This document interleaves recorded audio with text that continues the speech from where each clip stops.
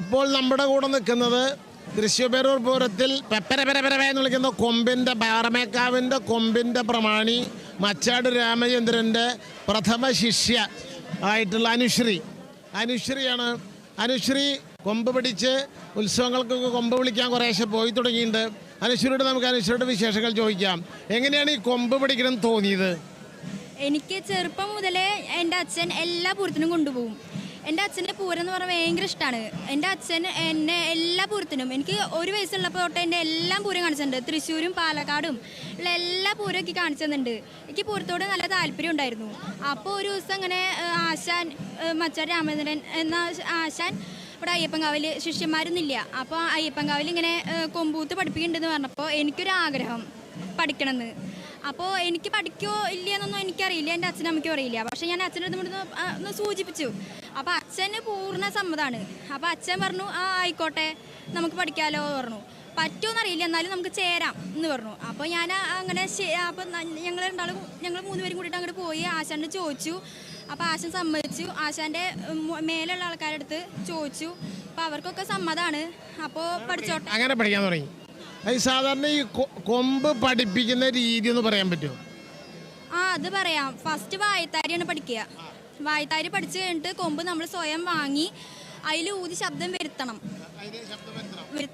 First ഊതി കഴിഞ്ഞ് ഒരു ഓമത്തണ്ടിൻ്റെ ശബ്ദം വരിക. പക്ഷെ അത് കുറേ ഊതി കഴിഞ്ഞാൽ ചിലർക്കൊക്കെ വരുള്ളൂ. അത് കുറേ പരിശീലിച്ചാലേ അത് വരുള്ളൂ. എനിക്ക് ഫസ്റ്റത്തെ ഒരാഴ്ച ഇത്തിരി ഇതുണ്ടായിരുന്നു. അത് കഴിഞ്ഞപ്പോൾ എനിക്ക് എങ്ങനെ അറിയില്ല, പെട്ടെന്ന് ഞാനൊന്ന് ആഞ്ഞങ്ങോട്ട് ഊതിയപ്പോഴേക്ക് വന്നു.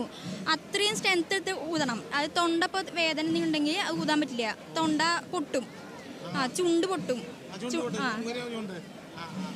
അപ്പോൾ വാസ്തവത്തില് ഈ കൊമ്പ് മുറി കൂട്ടാൻ പഠിപ്പിക്കില്ല ആദ്യം?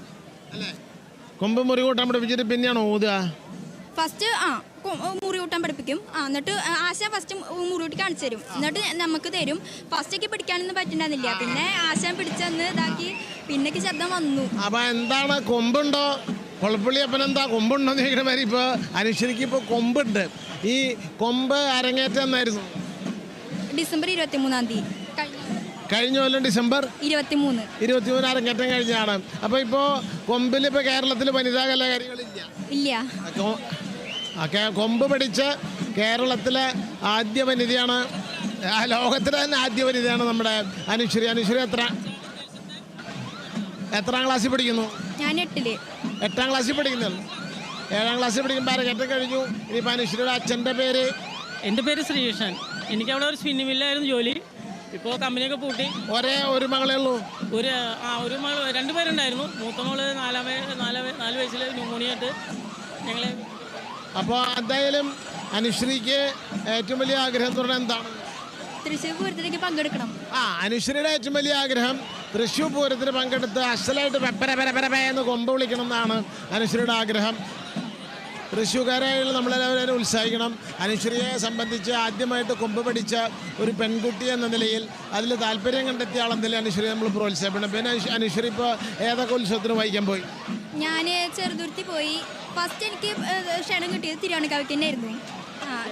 ജയറാമിൻ്റെ ഒപ്പം മട്ടന്നൂരിൻ്റെ ഒപ്പം ഒക്കെ ആയിരുന്നു, വലിയ ആൾക്കാരുടെ ഒപ്പം. അത് കഴിഞ്ഞിട്ട് എനിക്ക് ചെറുതുരുത്തി വന്നു, മുള്ളൂർക്കര, പാഞ്ഞാള്, അതേപോലെ തന്നെ